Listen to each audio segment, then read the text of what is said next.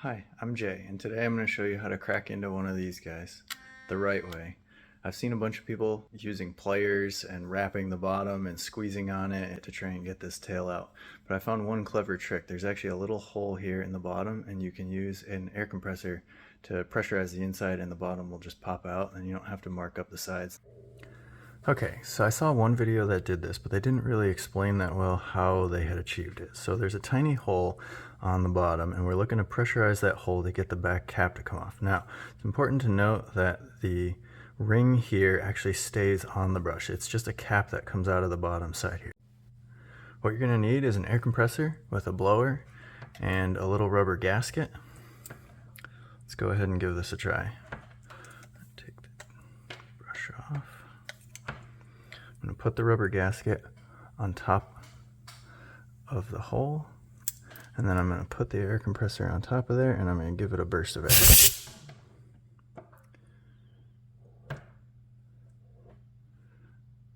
I can see the cap has started to lift, but it's not quite there yet. I'm just going to gently pry my way around. Probably a plastic scraper would be ideal here.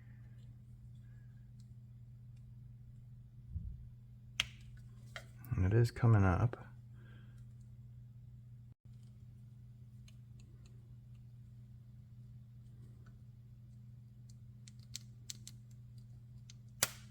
There we go. Now the cap's finally coming off. There we go. That did take a little bit of prying there. I did damage the inside here just a little bit, but hopefully from the bottom it's actually not too noticeable. Okay, now for the next step, we have to get the guts out of the toothbrush. And in order to do that, you basically have to release two tabs on the side. Now you'll note there's kind of a white tab here. That's not the tab you're looking for. Down inside there, there's another darker tab, and this is the one that needs to release. So if you take a fine screwdriver and you just kind of pry on it, you can get it to release, and that'll allow you to pop the bottom out. So again, here on the other side, let's see if I can get a good shot of it there. It's that tab that you can see wiggle just a little bit. That's the guy. And then once you get that, you should just be able to kind of push on the tip, and it should come right out. There we go. So that's the inside. Now let's talk about some things on this brush. So at the bottom, you have to be very delicate with this when you're removing it, because this has the charging circuit in the bottom. Next up is the battery. This is the front side with the modes. This is the mode button, the power button. This is the coil for the motor. And then this little tiny coil at the top is actually used for the RFID chip that they put in the heads. These heads have a little RFID chip. That's that little black chip right there, and that is basically how the brush knows what head is on there, and it will give you reminders to change the head. Now I find that feature kind of annoying because I think the head lasts a lot longer than they say it does. Now, the reason I took this brush apart isn't because it didn't work. It actually does work. However, it does have a rather loud and annoying buzz that comes out of it. So that's what I'm trying to fix. And if I hold up here, it definitely seems to still make it. If I hold down here, it definitely seems to affect the noise. So I'm going to go ahead and see if there's anything I can tighten up in there to get that to quiet down a little bit. Okay, so I'm going to start next by carefully peeling off this piece of tape that they have going around here.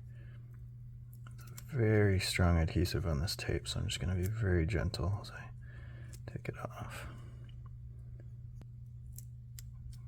Again, being real careful with this wire that's going up to the top.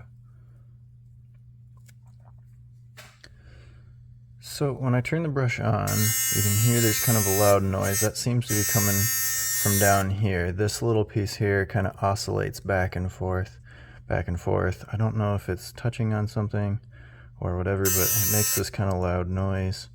And I've heard that this screw can loosen up over time, and so I'm going to try and remove this screw and see how far down I can get to see if there's anything I can quiet up.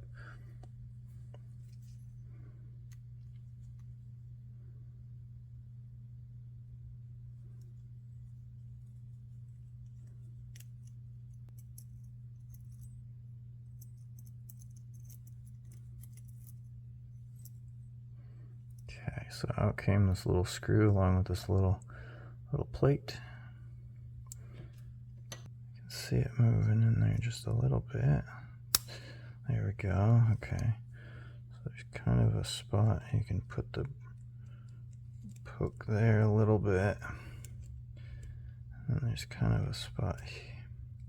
Well, on the other side I used right here, but there we go.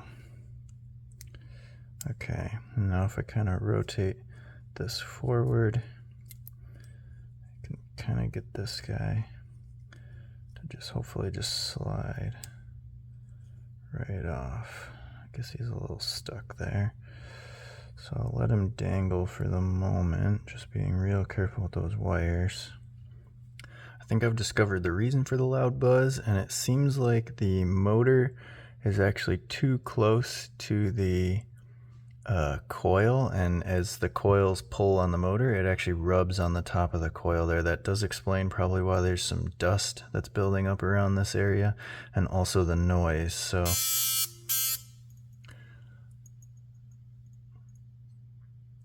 what I'm going to do here is I'm going to take the screwdriver and just push it in between this plate here, and then if I turn it on, you can see it's significantly quieter, and it still offers, oh, let's see, and you can actually see just a little gap now between the coil and the magnet, and that just kind of oscillates.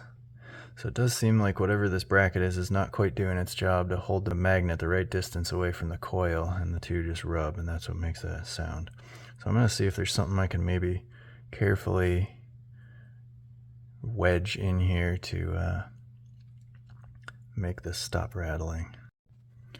Okay, so what I've done here is I've carefully inserted a piece of wire up through, and I got it just using it as a spacer here, and then I wrapped it around the other side, and I basically did the same thing. I got it up in here, and then I'm using it just as a little spacer between this bracket and this metal piece here.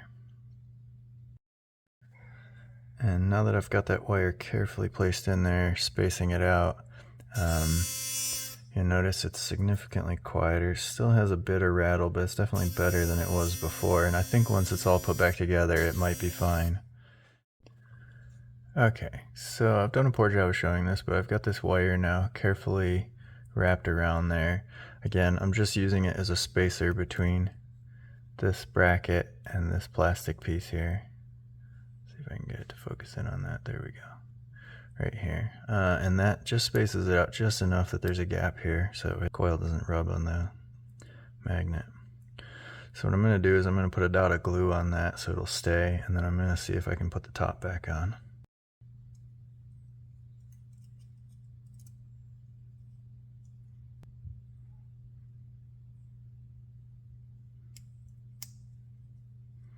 There we go.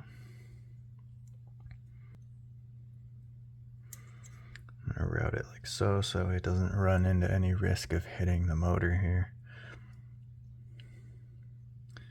And then what I need to do is put this little screw back in, and this guy needs a little bit of Loctite on there. There we go. Just get a little dab of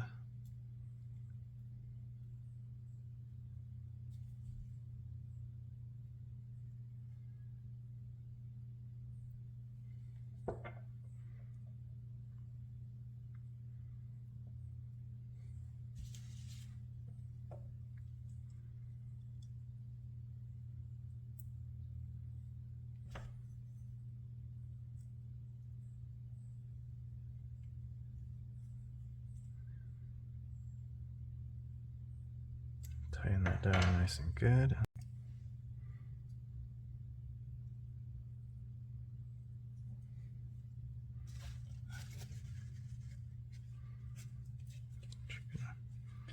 Clean up the top gasket carefully.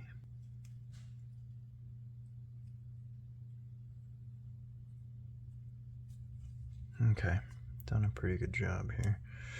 Alright, we're going to wrap this tape back around. believe this guy was right on the front, this pad, sticky pad. And here we go.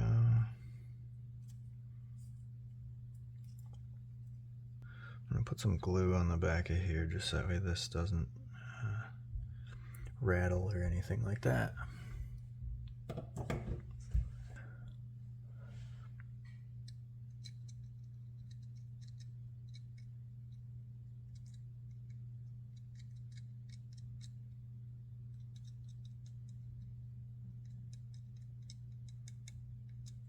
Okay, so with that glued and that working, I'm going to go ahead and put the button cover back on. Bent side, I need to start down here at the bottom. Number 1, number 2, and number 3. So I got the cover on, nice. There's a little battery cover that goes here to just dampen any vibrations. Let's see, did I put that on backwards? There we go, like that. Got that. And I'm going to slide this guy back up in here.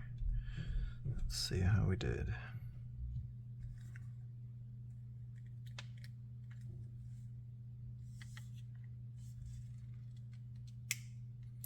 You can hear a nice distinct click once it's pressed in. See the buttons seem to be all working. And let's fire it up. That sounds so much better than it did before.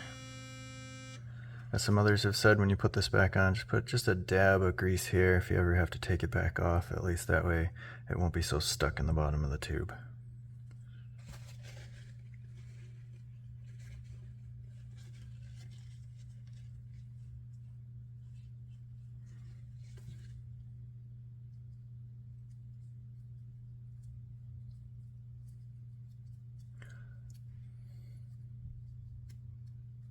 There we go.